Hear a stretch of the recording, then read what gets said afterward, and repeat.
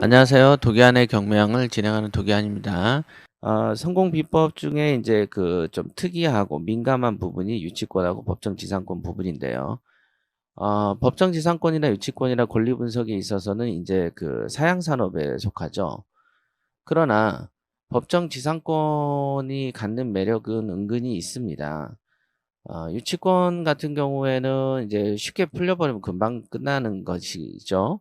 하지만 어렵게 풀리기 시작하면 한도 끝도 없는 게 유치권이고 좀 피곤한 일 중에 하나죠.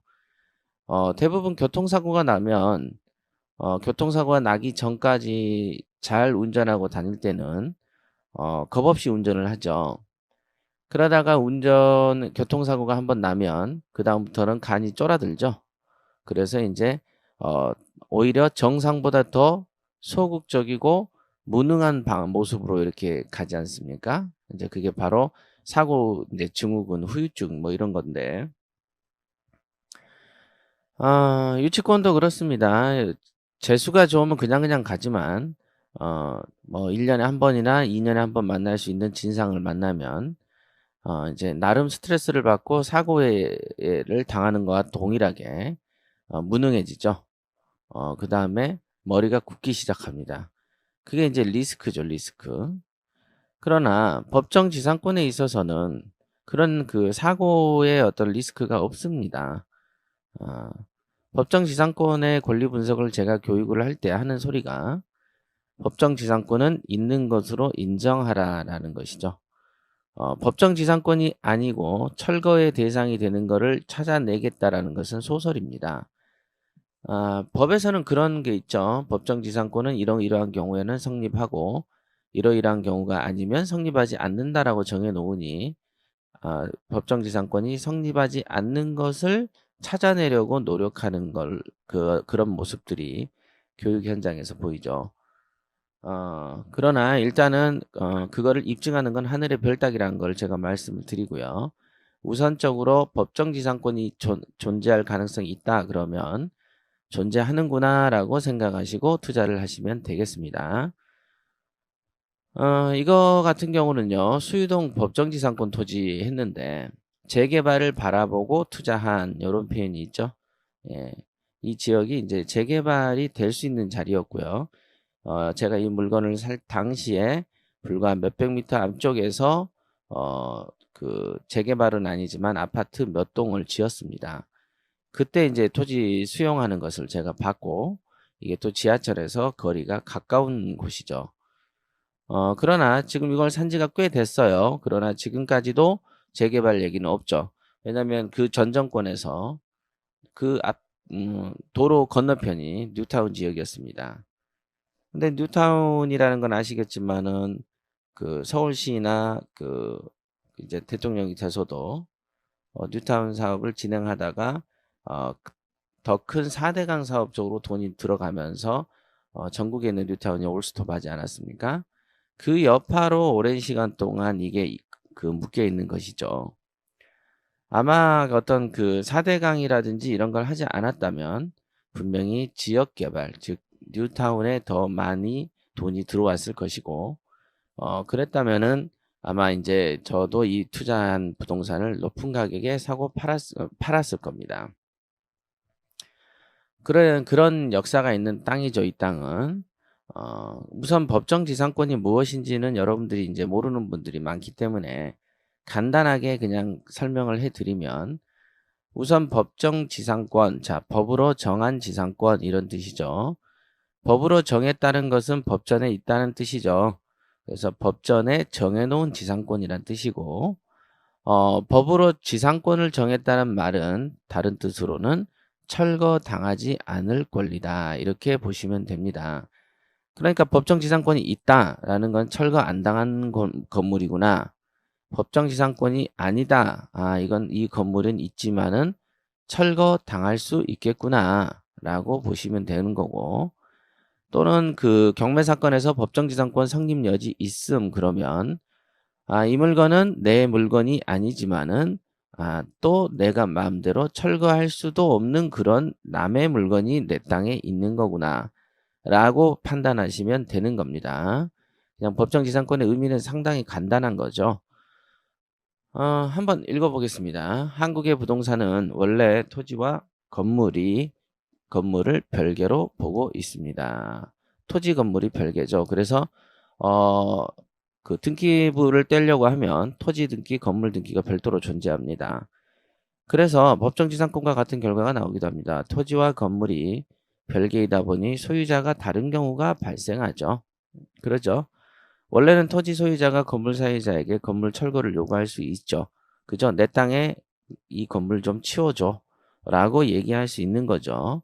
그러나 일정한 경우에는 철거를 시키지 않고 보존시키는데, 그 일정한 경우라는 건 결국은 건물 소유자가 땅 위에 그 건물을 가질 수 있는, 보존시킬 수 있는 어떤 권리가 있어야만 가능한 거죠. 그 권리란 거는 뭐 간단하게 말하면 땅을 빌릴 수 있는 권한이죠. 그러니까 뭐 임대차 계약서가 있든가, 임대차 계약서도 뭣도 없으면 당연히 철거를 해야 하지만 몇 가지 경우 법에서는 철거하지 말라고 적어 놓은 것이죠. 나중에는 이제 권리 분석 같은 경우도 짤막짤막하게 이제 영상으로 이렇게 제공할 의사도 있습니다. 그러니까 그때를 기약을 하고요. 자, 이 물건을 발견한 것은 온비드 사이트를 둘러보고 있을 때입니다. 감정가가 1억 2천이고 최저가가 아마도 7천만 원이 조금 넘은 금액이었습니다. 자, 보세요. 토지가 나왔는데 1억 2천만 원인데 7천이다. 그러면은 거들떠 안 보는 물건이죠. 왜냐면 시세 차익이 그다지 크지가 않습니다. 왜냐면 7천이어도 8천이나 9천을 쓰게 된다면 그래야 1등을 하는 거죠. 7천이란 건 최저가니까. 그러면은 크게 먹을 게 없어요. 그래서 1억 2천과 7천만 원의 구도는 우선은 이제 저에게는 흥미를 발생시키지 않는 구도죠. 그러나 여기서 말씀한 투자는 감각이라는 게 필요한데, 감각은 점을 쳐서 생기는 게 아니라 일정한 정보들의 조합이다라고 말씀을 이렇게 적혀 있네요. 그래서 이 물건을 보자마자 뭔가 조사를 해야 되겠다는 생각이 들더군요. 자, 이런 막연한 생각들이 있어요. 이런 감각을 얻으려면 특별한 훈련을 수행해야 되죠. 그 특별한 훈련은 제가 이제 가끔 최고위에서는 설명을 해드립니다. 아마 이제 이 강의를 듣는 지금 현재 우리 최고위들께서는 다시 한번 되새김질 해보세요. 감각이 필요하고 감각을 얻어야 되는 거죠. 이 감각은 어떤 지속적인 훈련을 통해서 얻어지는 것이다. 제가 말씀드렸죠. 서류상 시세 차익은 별거 아니었고 단독주택의 토지만 입찰로 나온 것이었다. 감정평가상 건물 가격은 800만 원도 하지 않았습니다. 진짜로 단층 주택이에요. 단층 주택에 그죠? 토지는 27평. 그 다음에 이 토지 위에 건물이 가득 차 있어요. 그러니까 20평 정도는 될 것 같아요. 마당이 조금 있다고 보면 좀 작을 수는 있겠지만 토지 평수가 27평이죠. 건물 가격은 800도 안 하니까 1층짜리 단층 건물이 하나 앉아 있는 것이죠.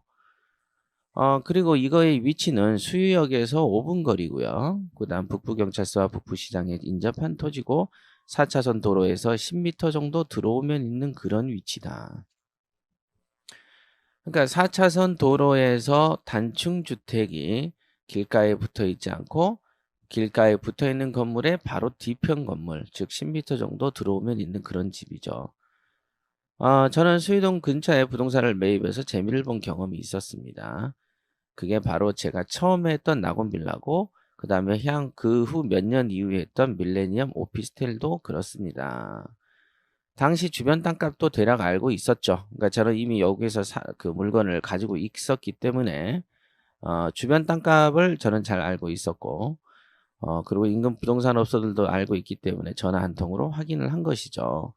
해보니 바로 인근에서 한 30m에 떨어진 데에서 건물을 짓고 있는데 보상가를 1200만 원에 해줬다고 했다 이거죠. 그리고 이 주변에는 최소 800 이하의 토지는 없다라는 것이죠. 예를 들면 27평이니까 평당 1000이라고 보면 2억 7천짜리죠.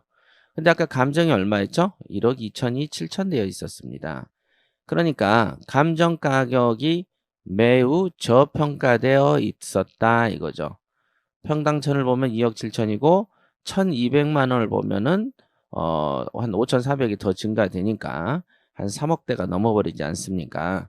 그러니까 1억 2천짜리가 7천 된 게 아니고 3억짜리가 7천 되어 있는 거라고 보십시오. 그러면은 좀 다르게 보이죠?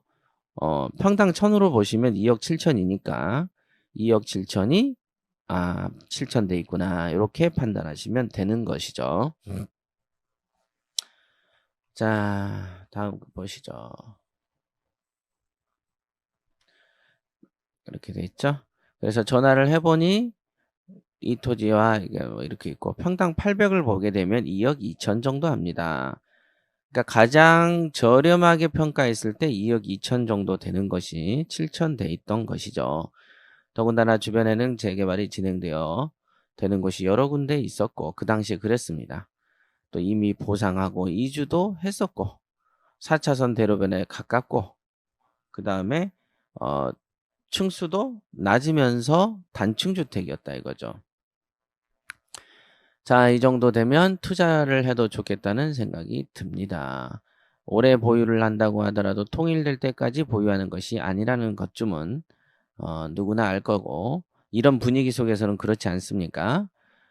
또 지료 소송을 하더라도 소유자가 분명해서 소송이 번잡스럽지도 않다는 것이고 법정지상권의 토지를 일반 매매로 거래하는 것은 매우 어렵습니다. 제가 아무리 싸게 팔려고 내놔도 지상의 건물이 존재하기만 하면 토지의 미래 가치가 아무리 좋아도 덤비는 놈이 없어요. 이게 바로 법정지상권의 한계죠.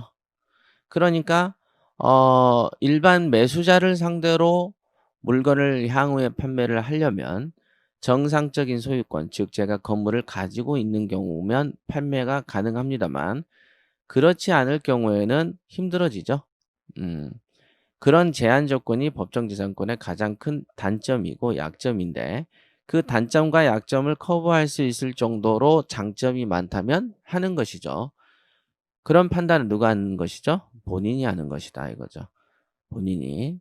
자, 요거면 구도가 좀 잡히시죠? 27평짜리 토지가 공매로 나왔고 평당 1,000만 원 보면 2억 7천인데 현재 최저가 7천 돼 있고 위에는 단층 주택이 존재하는 건물이다. 법정지상권은 철거당하지 아니할 권리를 말한다. 자, 오늘은 여기까지 하겠고요.